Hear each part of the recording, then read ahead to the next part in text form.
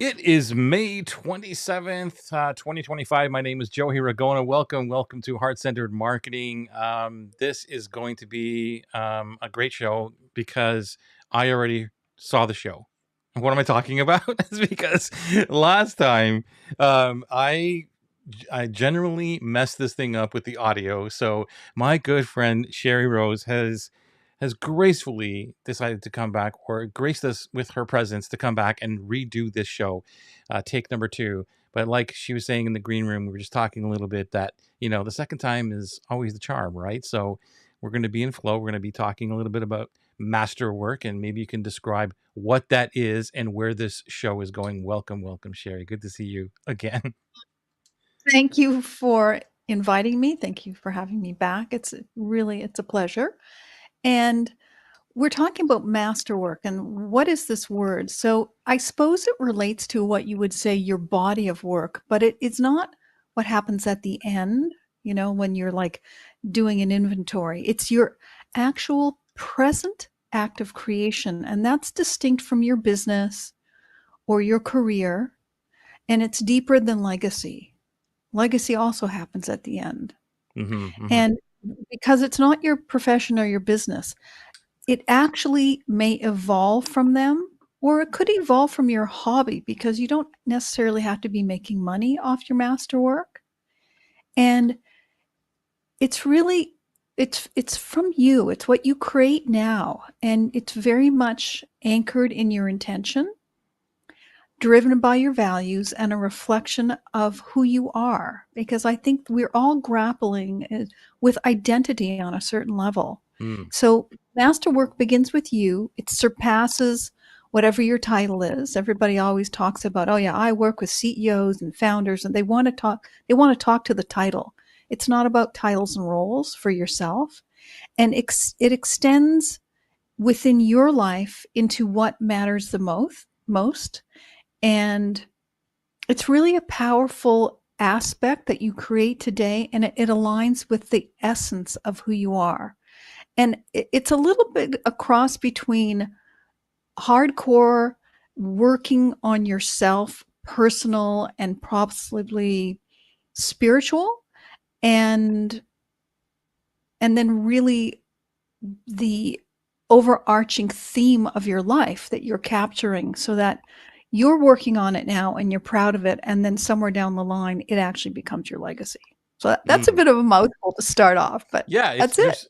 it's so interesting about this conversation because okay, so let me ask you this. I don't think I asked you this last time, but with respect, this is, why does it matter?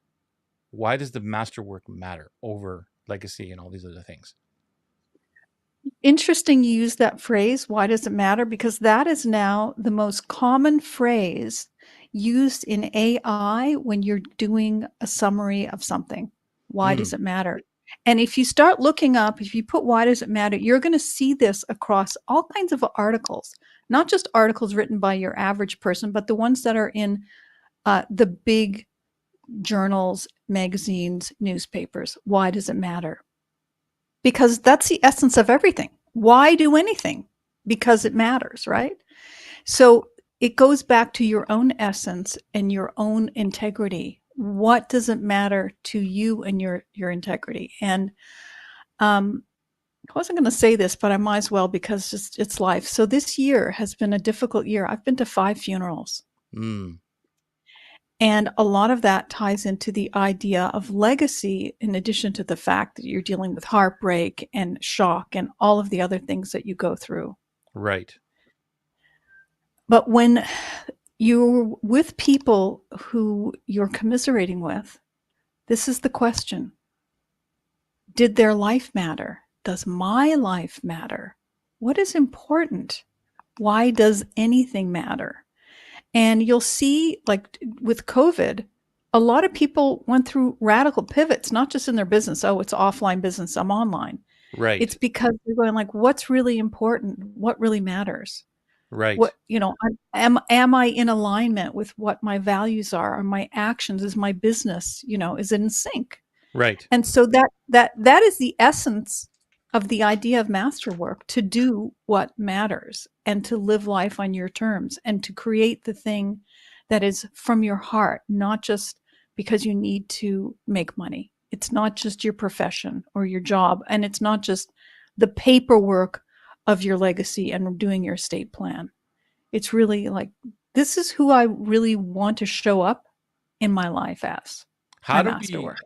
how do we step into it? Like, what's one of the first steps that we would do to step into our masterwork? Or is there a process? Like, what would you say to somebody who's just learning this? Okay, so there's two ways that people approach business. They start with the nitty-gritty detail stuff of what are you doing, what are you working on, all that kind of thing. Right.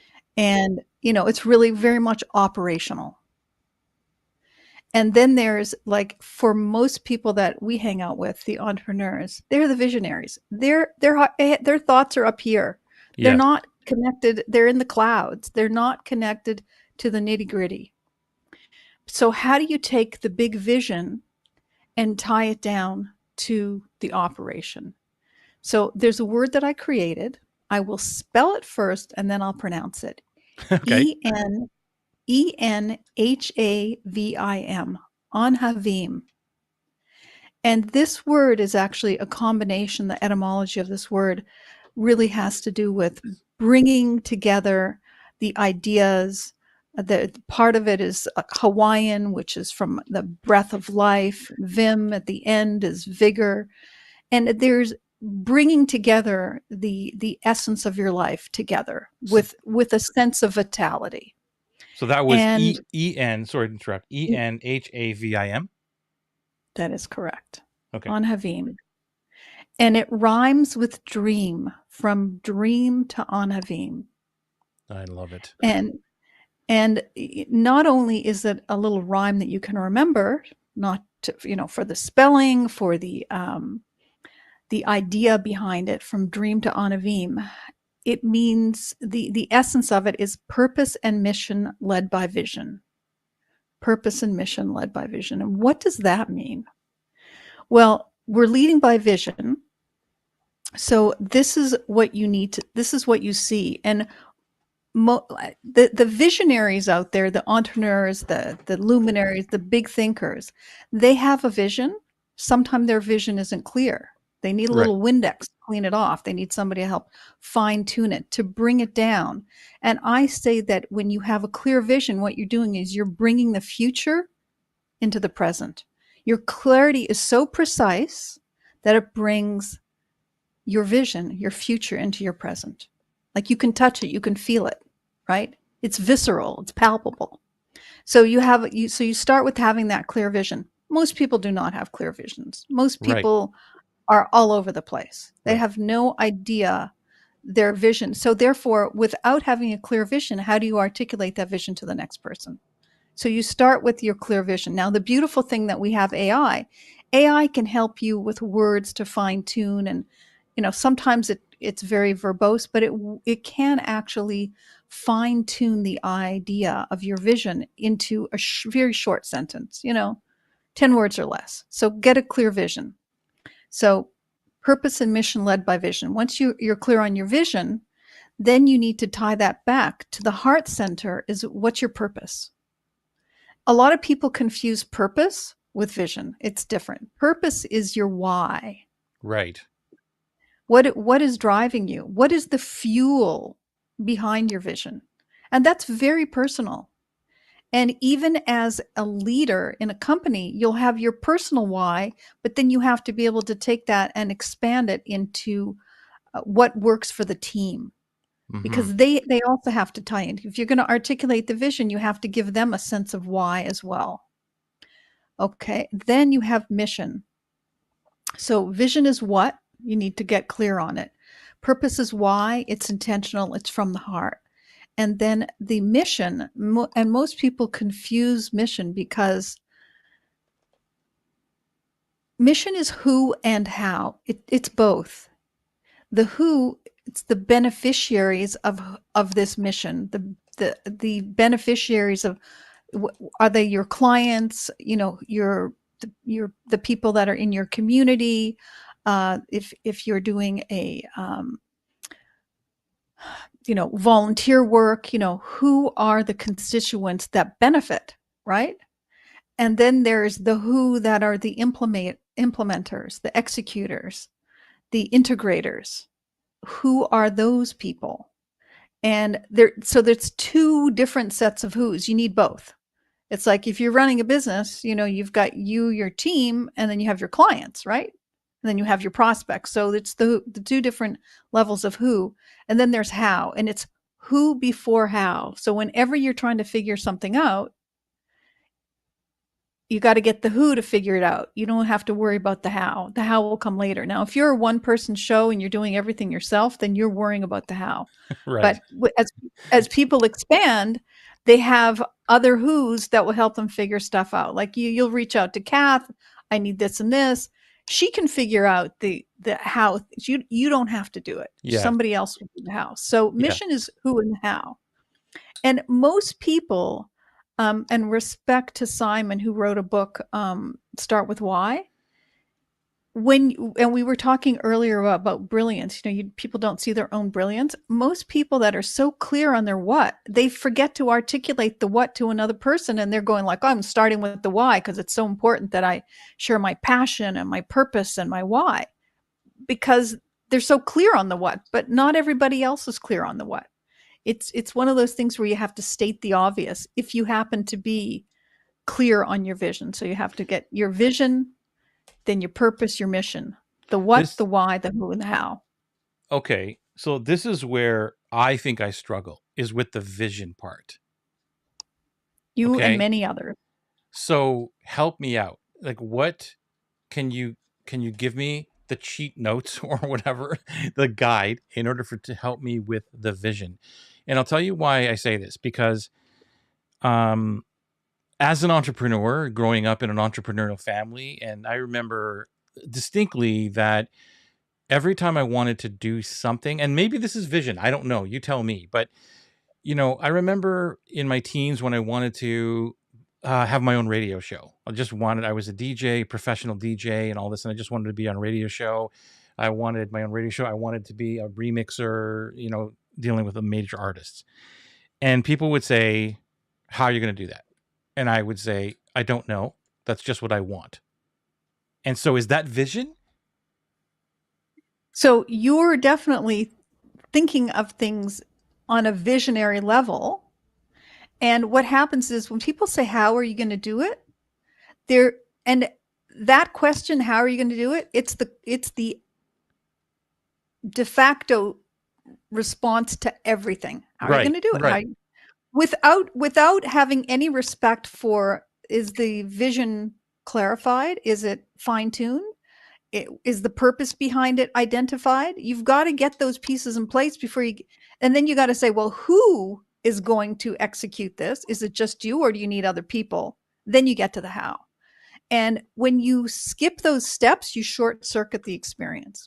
And that's why most people are not successful in getting things done, because they don't go through those steps. You'll spend all of your time in the how Yeah, once the other things are in place. You'll have different who's coming and going yeah. within the situation. But look at you right now. I mean, maybe you're not being a DJ, but you are kind of acting like a bit of a DJ right now, with your, Strategic Business Academy and this Mhm. show. And I mean, you're still doing that. So that essence of that idea when you were younger, it's happening now. Yeah. So, I mean, thank you. I appreciate that. And so, what I'm alluding to here is that even with Strategic Business Academy, I know what my purpose, or I'm clearer on what my purpose is, what my mission is, why I'm doing what I'm doing. But when I get into the vision of what Strategic Business Academy is, as opposed to being back then, like I want to have my own radio show, I want to be remixing Jennifer Lopez, like that kind of stuff. That's not there, or I don't feel as though it's there with Strategic. Strategic is more, at this point, I feel as though, well, why are you doing what you're doing? Here's why. And who's helping you do that? Oh, okay, I got Kath. I got this other person over here. Like, so those parts are in place, but the bigger vision is where I think I'm missing something. How It's can I? probably true. Okay, That's so what probably would you true. say to someone like me? So how do you get that vision? Like, because you said right away, you have to be clear on the vision first, the what, Right. for all the other things. Most people are fuzzy. Most people need to go get glasses. Okay, I've got those. We're good there. I say that because I went to the eye doctor and, I've had the same prescription for a gazillion years that I used for driving. Yeah. And she said, "Oh, you're pretty good. You're everything stayed the same or whatever." I said, "Maybe I'm eating enough carrots or whatever." But, that whole thing about checking in, like, is your vision in tune? Is Hmm. it correct? Yeah. Or do you need another lens to put on to help you see clearer? Okay. So one of the things that I like to do is to, and I believe we mentioned this before, is be a decade navigator to map out Right. 10 years. So, where do you want to see yourself and your business? And it doesn't have to be necessarily your business because we're talking about masterwork in 10 years' time. What do you see in 10 years for what you've done? And you see, there's no wrong answer. Right. This is the beauty of it. When somebody's asking, how are you going to put on the event next week? There can be a lot of wrong answers Yeah. because it's short time frame. But when you're dealing with a long time frame, like 10 years, where do you want to be in 10 years? You have the ability to imagine. And this vision is imagination. So you want to expand as far as you can into this 10 years. So let's try it with you. How do you see yourself and in 10 years? And you can start with your personal life, your family, your business, your hobby, your health, whatever you're moved to throw out the ideas of how you imagine your life in 10 years. Hmm. The first thing that comes to me is the business, because it's like, what do I want the business to look like? And I've wrestled with this for a little while, last couple of years especially, on, do I want this to be a multi-million-dollar business or not? How many people do I want to work with? These type of things. And I see myself very blessed to have a lot of freedom in my life, and I see the business as, I've played with that whole, I want to impact millions of people and tens of millions of people and all that stuff, and I'm like, it's not that I don't want to, but how do I want to directly impact? Because I know that if I impact one person, they may impact another 100, and that's great. It all ripples out. So that's how I see the business in the future, is that, okay, maybe this is 100 people a year for the next 10 years is what I want to impact. Like, that's a measurable number that I see. Now, in terms of the revenue, I don't know, whatever I charge somebody to work with me.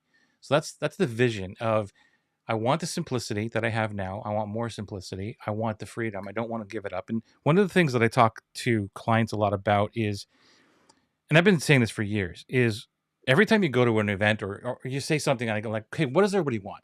And everybody wants freedom. Everybody wants more time, more freedom. That's basically what everybody wants, right? And I It's remember true. doing this at a real estate event, and I was speaking on stage for a lot of times in real estate, and I would ask the same thing, and they would always say the same thing. And I go, I agree that we want more freedom, but if I really look at it, what I really want is, I don't want to lose the freedom that I already have. Like, that's what drives me. That's what drives me right now. If God came down and said, "Listen, you've got a choice. I'm going to take everything away from you and give you the opportunity to 10 times or 100 times what you have right now, or you can stay the way you are and everything is perfect the way it is right now," I would probably say, "Don't take it away from me." Right? I would just say, "Look, I'm good." Now, that is not a limiting mindset. It's not that I don't want to grow. It's the fact that I'm trying to get to the point for people to say, what actually drives you? More freedom doesn't drive me. Losing the freedom that I've already built does. Right? Right. So that's the two ideas of, are you driven going towards something or away from something? Right. So you want to have a minimum status quo on the level of freedom that you have. Having more freedom would be a bonus, but definitely not less. Right. Right. So that's where I see in 10 years, I'm like, okay, if I live the same way that I am right now, it would be awesome. The bonus to this would be that I'm impacting 100 people per year by doing that. And I know that it won't stay the same, but that's the goal of it. or the vision, if you want to call it that. It's like, how do I, sorry, shouldn't say how. I want, the what is that I want to impact 100 people per year, staying at minimum the way it is right now. Does that make sense? Yeah, that makes sense. Is that And like, if so where am I off on this? well, first off, let's tie it into things that we know. Like we are currently in a year that has how many months? 12. So why don't you say you impact 120 people instead of 100? Because it could that way you get easier numbers. Okay, cool. That goes All with right. 12. Um, you're also talking about really lifestyle as a major driver. Because when you say you don't want to lose freedom, it's lifestyle that is a driver for you. Some people are, what's their driver? Their driver is money. They Yeah. want profit. Profit Yeah. is their driver. They'd rather have a crazier lifestyle and more profit because that's what's driving them. But you definitely, it's lifestyle, and possibly because of the age and stage of your life.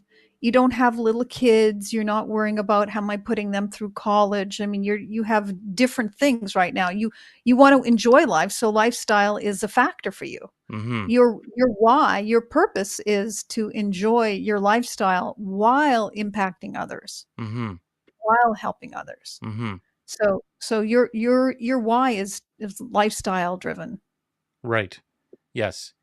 And when it comes to the business side of it, it is um more profit in term, like, who doesn't want more profit? But I'm talking about more profit, less I don't know, less stress, less people to work with, that kind of thing. So that the ratios are different, because you can talk to somebody who is like, hey, I have $1 million business, but they spend $900,000 in advertising and all these other things, or 950,000, right? So that's not what I want to be. It's not about revenue for me. It's more about, like you said, the lifestyle, keeping what I've got, um, and never ever losing my authenticity, never being anybody that I'm not, and having a very, very healthy business with less stress, less work, less people that I'm impacting. That's why I'm choosing 120. And even that seems like a lot of people to me per year. It just does, because I'm a very relationship driven person. And, Right. 120 people, personal relationships per year, that's a lot. It's a lot.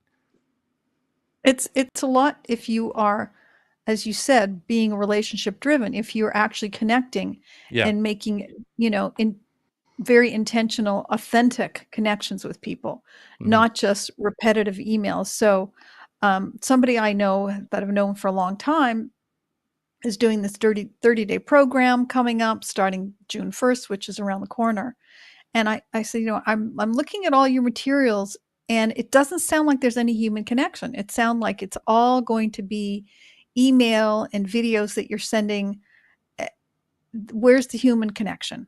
Mm-hmm. And he writes me back and goes, "Oh, sorry, we didn't update the sales page. Yes, there's going to be human connection." Because apparently I wasn't the only person that asked about it, right? Yeah. So the idea of having, right now you can get most answers to anything you need by asking and prompting within AI. People that have courses, online courses, that was like a real moneymaker for years, information marketing. That business is going away. Oh yeah, Why it's pay gone for in my stuff when opinion. you, yeah, what that, and the people who have their own intellectual property, meaning their own ideas that they can use AI to help create additional pieces for, they have that. People who have, like, this one fellow who said, "Oh, I'm just going to take all of the transcripts of all of my podcasts and use that." I said, "Yeah, but the people you interviewed, that's their intellectual property, not yours." He goes, "Oh, I didn't think of it that way." And I said, "Well, unfortunately, you and AI are the same. AI is going and scraping books and all kinds of content of it, hard work ideas that are out there, and it's spewing them out and giving them to people with zero attribution, zero credit." And it's kind of shocking when I look at something and go, "My goodness, this idea is directly from this person, from their, and it's Nobel Prize information." And it's like, Wow. and there's zero. But if you don't know that, if you have no actual knowledge of that subject matter, how would you have the discernment to know that there's no attribution and that it's stolen? Because it Right. is stolen. Right. AI is the thief. Do you know who Noam Chomsky is? Have you No. heard of that name? Okay, first off, the guy is almost 100. He's at least 98, maybe he's 99. He came up with some of the most interesting theories on linguistics and semantics for both human language as well as computer language. And he's been doing this. I said he's 100 and he's still out there doing stuff. He actually was said during COVID when November 2021 is when AI, the first, chat GPT Right. became popular.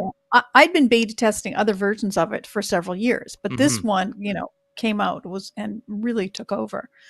And he goes, it's like, it's the kid who has to write um, a paper for school. AI can write it for them, but it forgets to do the bibliography. Hmm. And I said, yeah. And you have to ask AI to give attribution, give links, to do this. The information is not being stolen. I think this is the biggest problem we have with AI right now. But Right. that has nothing to do with masterwork per se. It just has to do with how people can fine tune their ideas, fine tune their vision by using AI, and help them get clarity.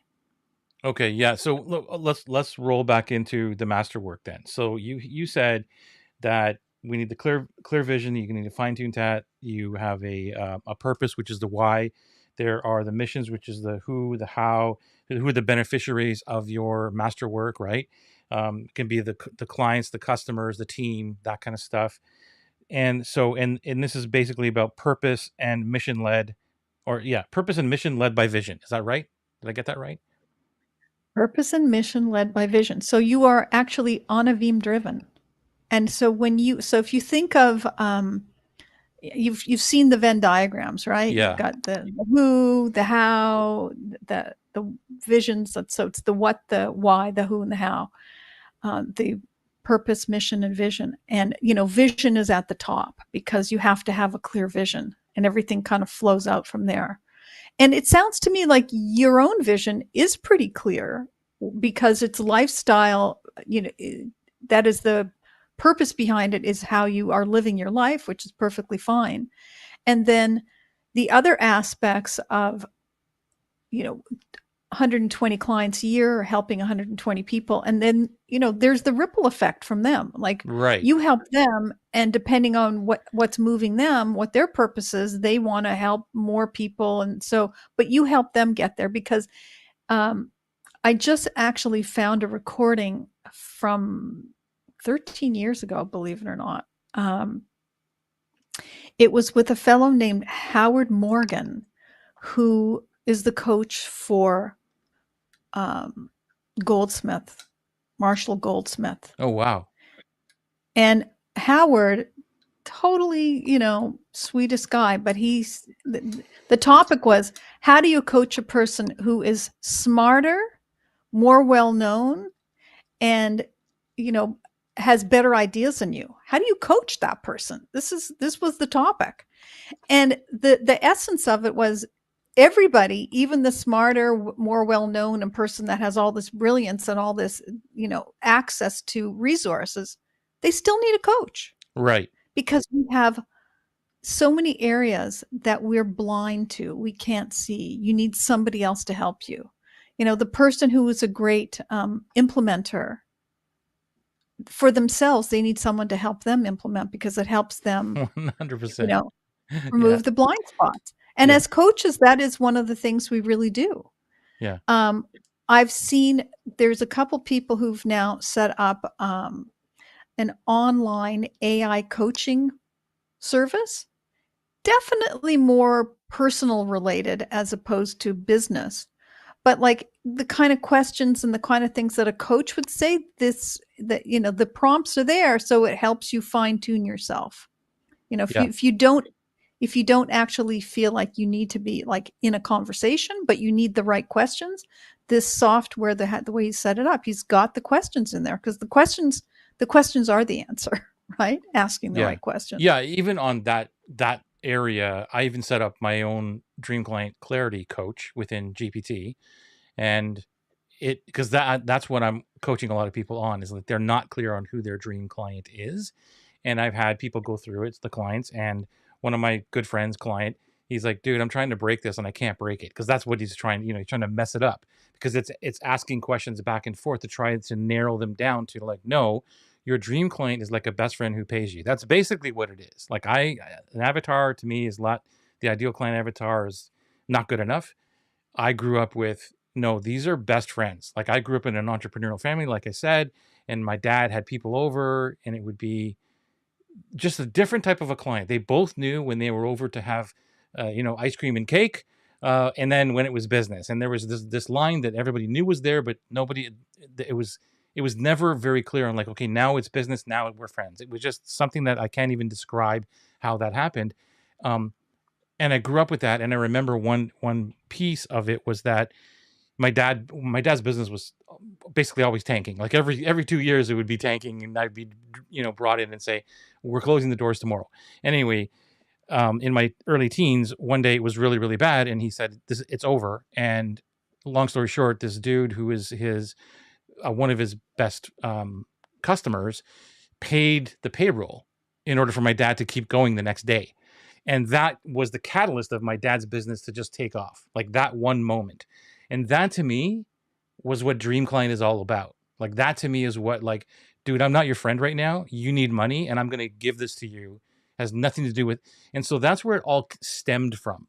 I don't know really why I told you that story, but anyway, so Well, this, it's interesting because very recently I had a conversation with somebody who's very successful on the outside.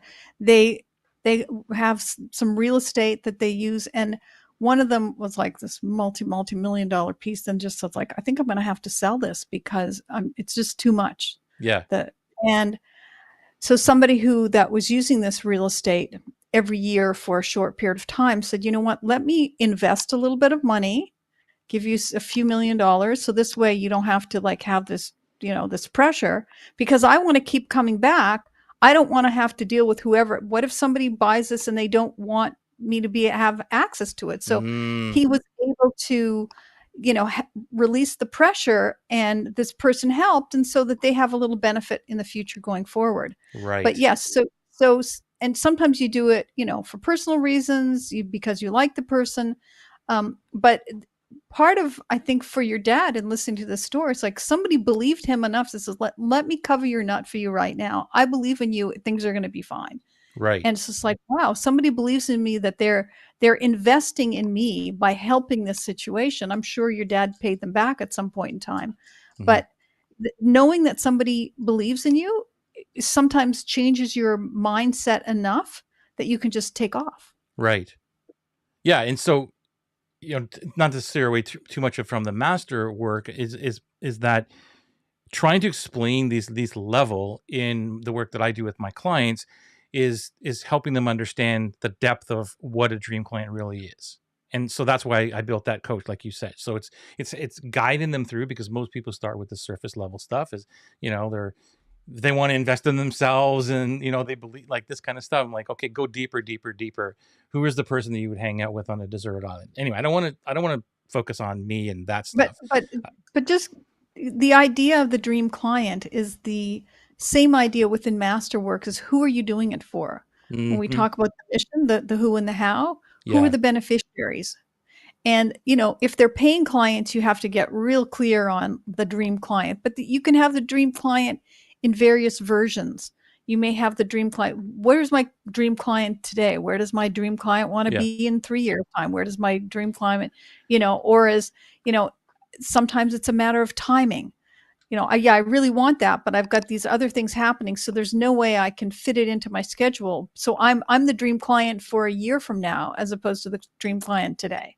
Yeah. So, there's nuances and levels of things that come up. And then your beneficiary may be, let's say, I have a friend that has a business that is focused on high school students. That's the beneficiary, but the client is the parent of the high school Right. students, Right. right? Yes. So, who the client is and who the beneficiary are, they're different. So you have to really kind of look at the whole, the whole landscape and go like, what are the different levels? Who are the different people? And, I'm helping this person, but this is the person that's paying. So I have to have a different relationship with the parent and the Right. kids. Right. Now you mentioned so you also mentioned that this is not legacy. Can you share the difference between the masterwork Masterwork and legacy. and legacy? Okay. Well, let me just start with, let's talk about livelihood first. This is your business or your profession. This is where people spend, 60, 70% of their life is in their livelihood, right? Right. Because they're using it there. They're making money. They have an identity. I'm the CEO. I'm the somebody, like their identity with work, right? So that's the livelihood, or their business. I'm the business owner. I'm the founder. I'm the co-founder. Then on the other side is legacy. And that's the stuff that mostly people think of as your estate planning, your assets, the resources you have. What are you leaving behind? Mm-hmm. Legacy and leaving behind are tied together. You're working on that while you're alive. You're putting things in place, but you're really doing it as, this is what the gifts that I'm leaving behind. Whether it's money or ideas or whatever it is, but it's often tied to what I call the paperwork of life, not the living of life, but the Wow, that's paperwork of cool. life. Okay. And you will not believe how many people's paperwork is upside down. In fact, a few years ago, when I was doing some research, I think they said that less than 50% of Americans, I don't know about Canada or the rest of the world, have a will of any type. I would Now, I would say that's true. some people say, oh, I'm not going to have a will. I'm just going to have a trust because I'm going to do that for tax purposes. You still need a will. You talk to a probate attorney, they'll tell you still need a will. Yeah. Um, and that exercise of going through is a form of legacy. It is a form of taking care of things. Otherwise, you're just giving whoever is going to receive your estate. You're giving them a headache. You're giving them a huge headache of it's a mess. And as I said, I've been to 5 funerals this year, and I've seen that not everybody has their stuff together. And Mm-hmm. shockingly, like some of the people, I'm going like, I'm shocked that they did not have things together. Like one of them, and this is just, human error. The life insurance policy had no beneficiary. First Wow. off, first off, I don't know how the company could even allow that policy to exist without a beneficiary. Yeah. And it was probably done before everything, when it was in a database where they're checking to see that the field had an entry in it. Right. But nobody ever checked. They just, paid their premium and nobody checked. It's just Incredible. crazy. Yeah. Wow. Wow. So you have to be very diligent in dealing with legacy related things, so the things you're leaving behind. Now, your masterwork, um, this is the area in between. So masterwork lives in the intersection of livelihood and legacy. That, like, if you think of the Venn diagram, that Yeah. crossover, that's your masterwork, because it does relate to legacy on one level. It does relate to what you do on another level. And what you do could be a hobby as opposed to a job, but it's the thing that, if I can use one word to describe it, is you are proud of it. You are proud of your masterwork. You are proud of your accomplishments. And it can be a singular accomplishment, or it could be a body or a set of accomplishments, because it can be more than one thing. And that if it relates to you as an individual person, it's really across your life, the lifespan of your life. It's the time frame, and it's the imprint that you're making. Like when people say, I want to leave an impact, I'm going, no, I don't want to leave an impact, because to me that word impact sounds like somebody's punching me in the face. Right. But Right. I do want to leave an imprint, kind of like, because I lived in Los Angeles for many years, and if you ever were at the Hollywood Chinese theater, you see all of the handprints and the footprints, and it's like those are imprints. Everybody's there taking pictures of them. They're still enthralled, more than 100 years later. And that space is all used up. But now they have other places in Los Angeles where the current stars are doing their imprints because they're leaving an imprint. Now that's a physical imprint. Yeah. Um, I was in Ireland last November. I was actually speaking at Ashford Castle, which is in a town called Cong, Cong. And that is where there was a movie made probably in the early 1900s.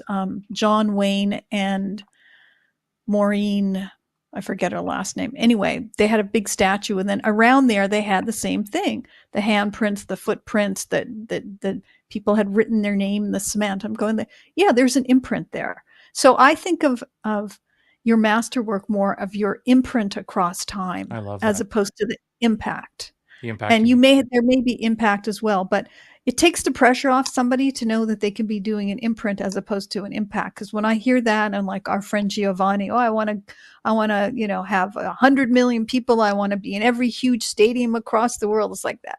Those are some big ideas. It's a little bit more than. I mean, I'll be happy to participate in it, but I don't want to be the person that's doing it. Right, right. That's what Um, I mean. Is it, like that's a huge, huge vision, and I don't have a vision like that. It's more of a. I love the fact that you're using the word imprint. I'm gonna just try to reprogram my entire brain for that because I love that word. And it sounds to me, correct me if I'm wrong, that the masterwork is in the moment. It's like it is a you. creation of now. It is a Okay. creation of now. And it ties in with what I call the three wisdoms. And the three wisdoms are: live smart, give smart, leave your mark. Wow. Live smart, give smart, leave your mark. And those three wisdoms, I mean, the live smart, of course, you're living in the now. And that is, your physical body, your relationships, what you're doing every day. That's how you are living. And you want to be living life on your terms. Right. The give smart, this is the money piece. So you want to have enough resources and have enough legacy worthy prosperity coming into your life that you can also give within your lifetime. It's not something that's like, oh, I'm going to wait till I die and then there's going to be a charity. Mm-hmm. No, you want to be Mm-hmm. giving to the right causes and the right things to the right people. Mm-hmm. That is, and it's not, I like to say, it's not necessarily a transaction.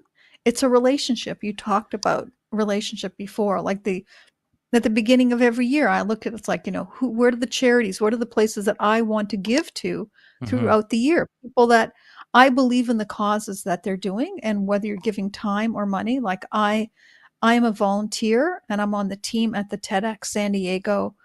We run our talks twice a year, and it's very rewarding to me. And the people that are, and everything is it's a nonprofit. Nobody gets paid for anything. The speakers don't get paid. The team doesn't get paid. We do, have sponsors, but the sponsors are helping paying for the venue, paying for the videographers and all that kind of stuff. Mm-hmm. But that's something that I want to invest my time in because I think it's a worthy cause. And I get so much personally back from Right. doing that. And then there's the other causes that I give to on a financial level. Right. But and there's also the giving there. It's like you're looking at the various parts of the resources that you have. Do I need more resources so I can do these other things? And it does kind of tie in a little bit with your business or that kind of thing. Or, we have so many other ways to generate money coming in. Are you in the stock market? Are you doing crypto, Bitcoin and, NFTs? I mean, there's all kinds of ways that we have available to us.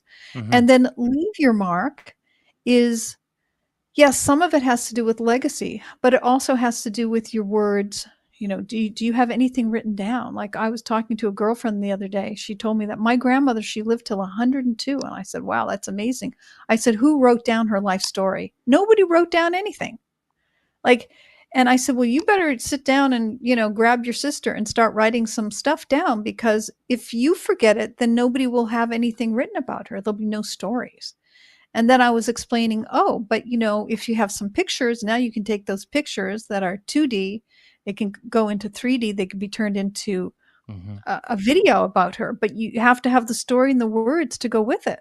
So Mhm. we have tools now to take some of these things and then create it so that you can share it forward, not just when you're dead, but and when she was talking about her grandmother, she said, starting when my grandmother turned 85, we had a birthday. We had a 85, a 90, a 95, 100, these birthdays. And at these birthdays, they became a little bit more um, organized because they got photos and they put them up. And I said, well, somebody should digitize all those photos and put them into, a video. Or there's different ways that you can leave your mark with your stories, your words. I mean, look at you. You've got a whole library of you talking. And then Mhm. there's gems in there, pulling Mhm. that together, not just again for when you die and for your funeral, but for your family now or for a certain occasion, or you're doing a reel because you are a speaker at an event and you want to pull things together.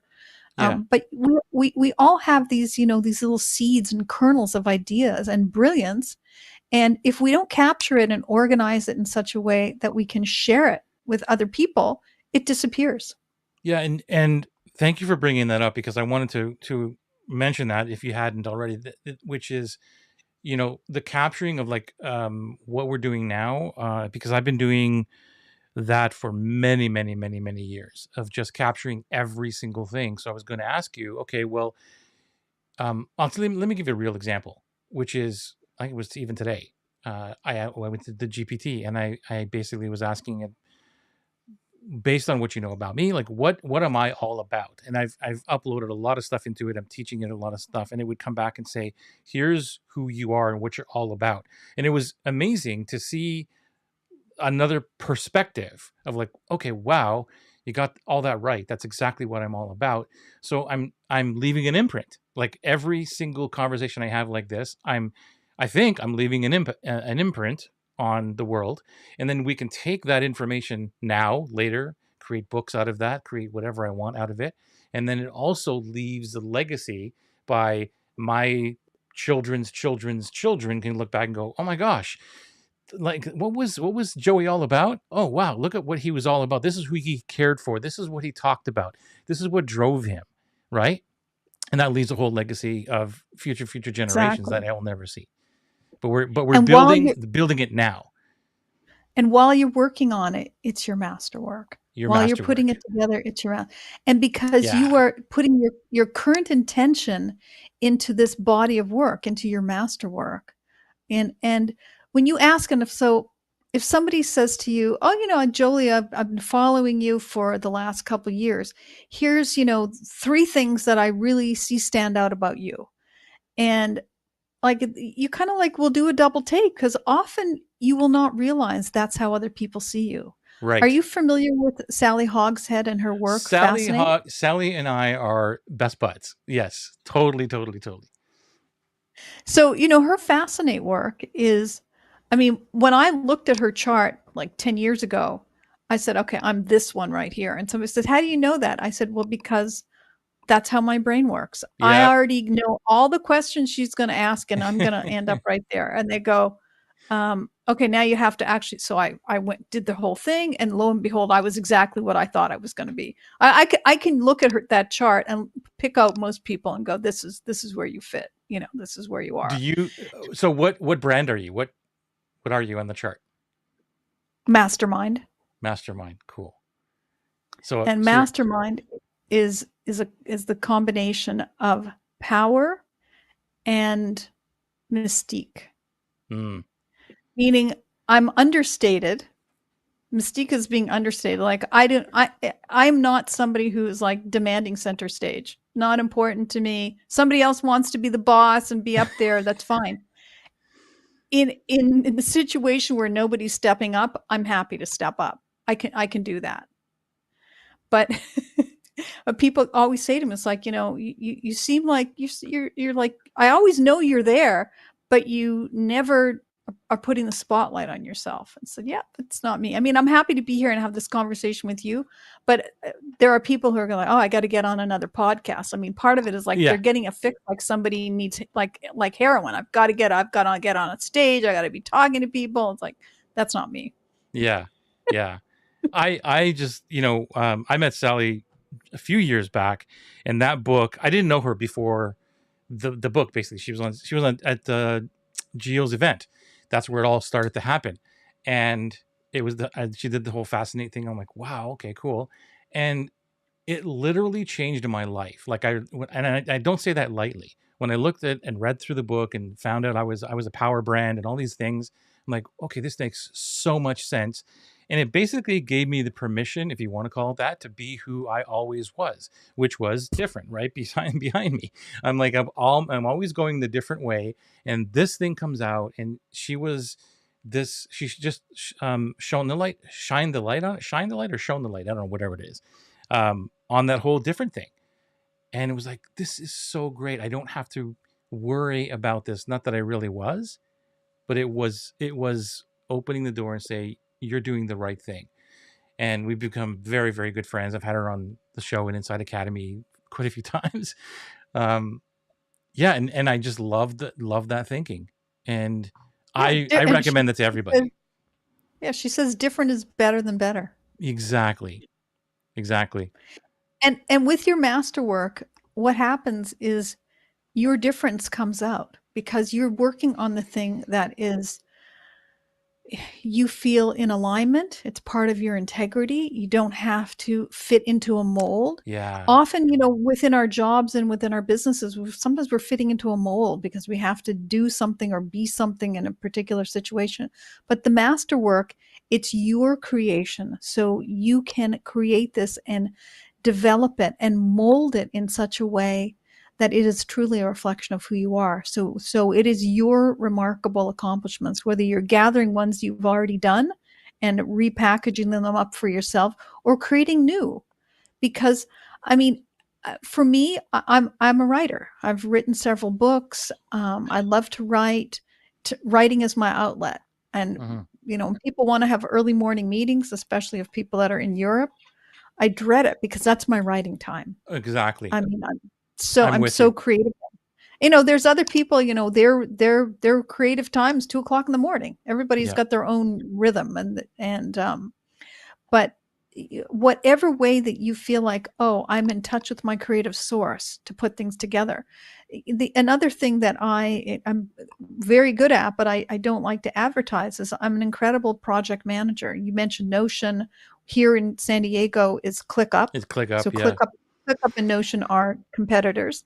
I mean, with the stuff that ClickUp is doing, it is so fantastic. I mean, I, Hmm. I love these tools because of what we started off talking about, people, the visionaries way up here, and then there's the people in operations, and there's something in between. So Notion, ClickUp, those type of tools, Monday.com, they're all tools that really help you speed up what you want to do because it keeps you organized. But you have to actually have a bit of an organizing brain in order to use it. you Yeah. know, or, It's funny because Notion for me was the one. I tried them all except for Monday. I was in ClickUp, and again, it's not that I don't like ClickUp, but in, like you said, the organizing brain. This is why I'm going with this thought, because I have an ADHD brain, first of all. And when people look inside what I'm doing, they're like, wow, you're so organized. And I can't see it. Remember, you just said that sometimes you can't see your brilliance. And I'm like, what are you talking about? Things are not organized, they're all over the place. But I can literally find things within 10 seconds because of the way that I've set everything up. Yes, it's still a mess here and there. But it's uncanny, like how we look at like in terms of the organization brain. And that's a whole other topic. I'd love to get into that topic after the summer, and when you go on vacation and you do your whole thing and you live your life, and come back and talk about the organizational piece of it, because the project management is like something I'm so into, and I'd love to know how you think about things. I'm always interested in looking at other people's ways of doing things, or organizing, or hierarchy and all that kind of stuff. Like, how do you structure this? How do you do this? So anyway, that's another little tangent there, but since you Yeah. brought it up. But, when we're talking about Enhavim, from dream to Enhavim, purpose and mission led by vision. So your organization begins with your vision, then you run it through your filter, your Enhavim driven filter. Does it fit with my vision? Does it fit with the purpose, the why I'm doing this? Then you go to the who and the how, and then underneath that is your Yeah. strategic plan and your goals, and then you're dealing with tactics, and then you're dealing with all of the things, that the details. And when people jump down to the details, I'm going like, they don't even, how can you be organized if you're starting with the detail? You have to start with the structure. It's Right. I've always said that there is you can be one of two people when you're running an event.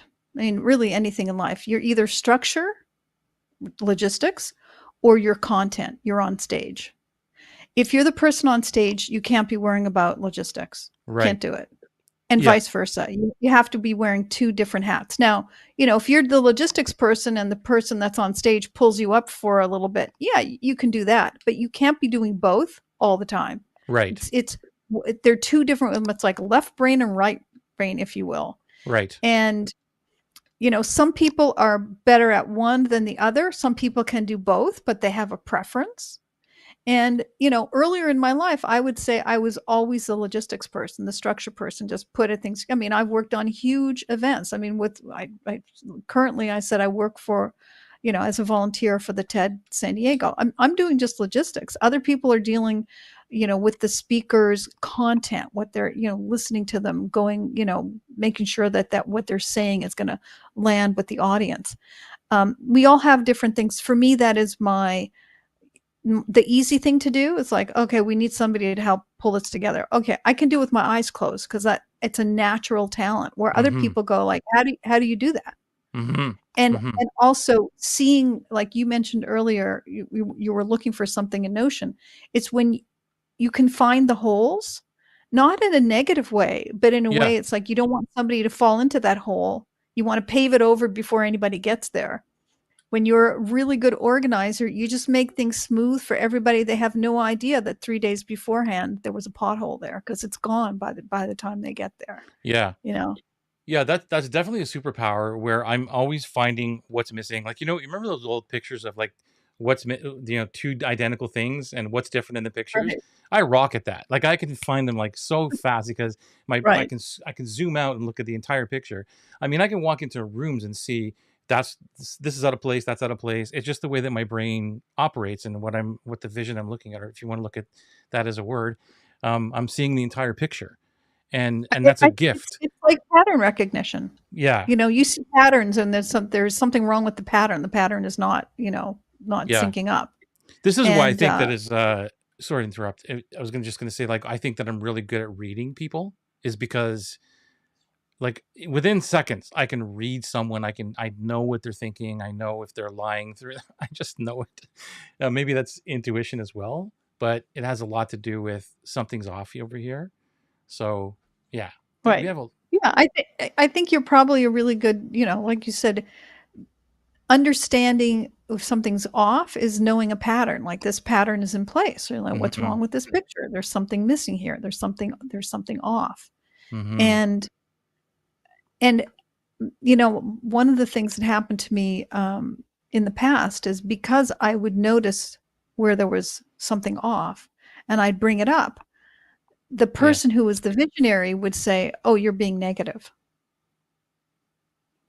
And so I thought to myself, okay, let them say I'm being negative. And then when the problem hits, then it's going to take several problems to hit for them to go, oh, I see that you are actually predicting the future yeah, as opposed to negative. yes, yeah. And it's funny you say that because in another sense, uh, I've always I've had the gift of, I guess, predicting the future with clients and things like that. And I always joke around and I say, "Don't ever give me the chance to say I told you so," because you're not listening to me now. And in 5 years, you're going to see that I'm right. And it's happened a few times. And they come back and they say, dang, you were right. And I say, I just have this uncanny way of looking at what you're doing, where you should be, and what you should be doing, and predicting the future. And it's so funny you just said that. I love the way you just described it because I can see myself in that role too. And it's a gift. And then and people do it for you as well. They do. You know? People do. I Yeah. mean, that's why everybody needs a coach on some level. 100%. And it's, I had to grow into that mindset as well, where not only just that I needed a coach, but more about that I don't know everything. Because I'll tell you, this is a really quick thing. When I hired my first coach, this was back in 2012, like it was 2011 or 2012. Anyway, 4 times a year, the masterminds, right? You pay the 20,000, you go to 4 times a year, basically. Okay. The first mastermind, the first one I go to, I literally sat there. There was only 15 of us in the room. And when it came to me, I sat there with my arms crossed, basically in my mind. And I'm thinking, okay, Sherrie, like, tell me something I don't know. Tell me something I don't already know. And I look back at that situation. I laugh about it now, but I'm like, what a goof you are. You wasted the entire weekend thinking that you knew everything and you shut yourself down. And I had to grow into the mindset that maybe I don't know anything because my coach was Greg Habstred. I don't know if you know who Greg Habstred is, but he sat there and he just took it all in for the 50-minute thing because I was arguing back and forth, defensive on the hot seat, and then he just looked at me and he goes, "Joey, you are where you are because of the decisions you have made or have not made." And then he just stopped. And I'm like, this is what I'm paying for? I was so arrogant. I was so so if anybody's listening to this, I hope that you take on the fact that there are other people that can see things that you will never, ever see. And I remember going back to the second session, and that is when my coaching business completely changed because it was like I went in with a vision. I'm like, I want to do this, and I came back and I had 15 clients like right away. So I just completely changed my view. What are you guys seeing? And the other thing that I learned was that you can learn from other industries that are not yours. Because then even at the first one, I'm like, what is this fishing industry dude going to help me? Right. And so it was just opening your mind to other people's masterwork, which I didn't know Exactly. was really happening then. Well, and also we have to remind ourselves, depending on whatever the situation is, that we have to put on the beginner's mindset. Mm-hmm. Right? That's that beginner's mindset that gives you a second chance to maybe you already know stuff like intellectually, but when you put on the beginner's mindset, then you can look at it with fresh eyes, and then that's where you might have an aha moment. Yeah, but it's hard to do though, Sherrie. Would you agree? Like what you're in that what's the phrase? Where you're something bias. Is it education bias or Cognitive bias. what is it? Cognitive bias. Cognitive bias. Cognitive bias. Yeah. Cognitive bias, but then there's what I'm thinking of is it'll come to me. It's basically where you can't go back. Like once you learn something, it's hard to go back to what it was when you were at the beginning. Like you already know it. Yeah, So it's true.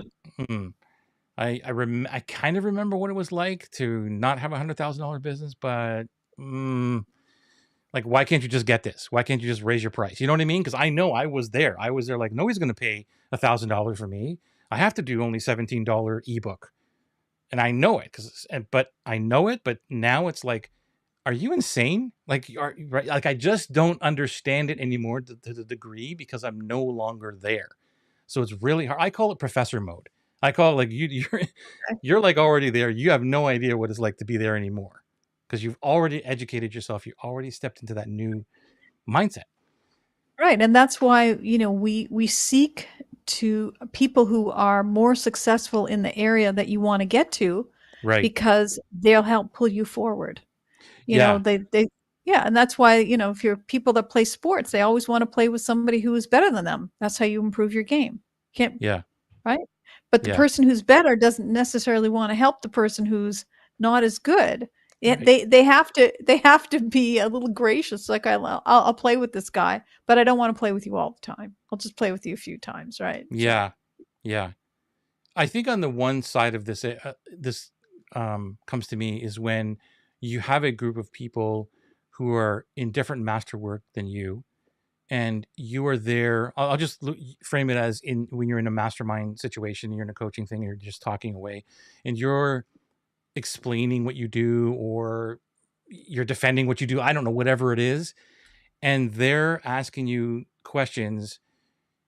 That's something that's a red flag for you. It's like, I don't get that.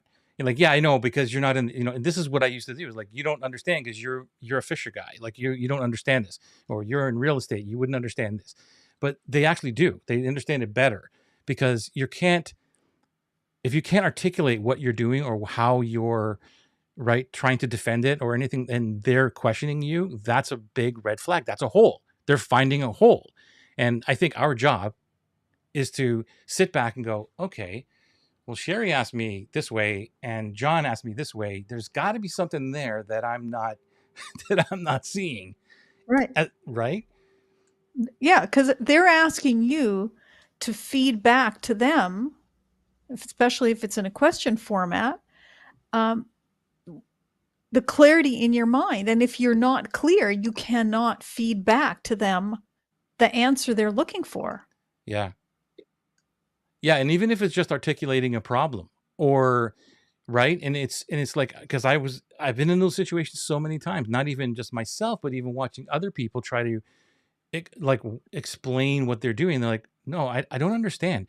And they would always go, and it's just, I guess it's a natural human thing for us to say, well, it's because you're not in the same industry as me, or whatever. You don't have the same education, not in a bad way, but just like, I get it. You're just not in the same thing. But I think they have more wisdom, because it's like, no, explain it to me, because I'm not in your industry, right? That I should be able to get it. Whether it interests me or not has nothing to do with the conversation. It's like, what do you do? Okay, I got it. What's the problem? I got it. Cool. I can't help you, but I got it. Right. And I'll just say this one other comment before we sign off. Um, Somebody had put on social media this very cool little meme with some words that if you read the words you'd go, oh, like, oh, they're so smart. But I look at it and going like, those words are absolute gobbledygook. They mean absolutely nothing. And part of the problem is if you don't have this discernment to know that those words are, they may sound nice together, but there's no meaning. Mm, There's no essence behind it. So when somebody's asking you for clarification, they want you to drill down, they're asking you more questions. That's your opportunity to fine tune your message. And instead of thinking like, oh, that you don't get it because you're not in my industry, it's like, I should be able to explain this to anybody. I should be right. able to, somebody's, you're sitting beside them on a plane. They say, what do? You should be able to tell them in 10 words and have them understand. Doesn't matter if they're a doctor, doesn't matter if they're a fireman, doesn't matter. Whatever they do, you should be able to explain what you do and make it clear. And if you can't, then your own vision is clouded, which Got it. gets back to Enhavim. Got it. Purpose and mission led by vision. This has been so incredibly entertaining and mind blowing. I love the fact that I've written down so many notes over here that I'm going to go back to. I'm going to watch this again and read the transcript for sure. Thank you so much for coming back and doing the retake. And we will get you back for some other episodes in terms of maybe the productivity stuff, the project management, and even what you're talking about in terms of words and message. Because I'd love to tap into that area as well, because you're so brilliant at wordsmithing and all these other things, right? What the meanings of words are. So I'd love to have a conversation about that too. Are you willing to do that? I love that. This has been a lot of fun. I feel like I've just been, hanging out with a bud, You having a are. little chat. It's We're been good. buds. Whether you like it or We're not, buds. we're buds. All We're good. buds. Thank you. Thank you. It's been a Any parting pleasure. words before we let you go? Just remember, live smart, give smart, and leave your mark. I love that. Thank you. Thank you for watching, by the way. If you're watching us, I forgot to mention a couple of times throughout the show, but hey, right now, hashtag replay. If you're at this point, let us know, hashtag replay. And we'll see you again on another show next week, same time, same bat channel. It was great having you here. Thank you for being here, Sherrie, and thank you for watching, everyone else. Take care. Thank you.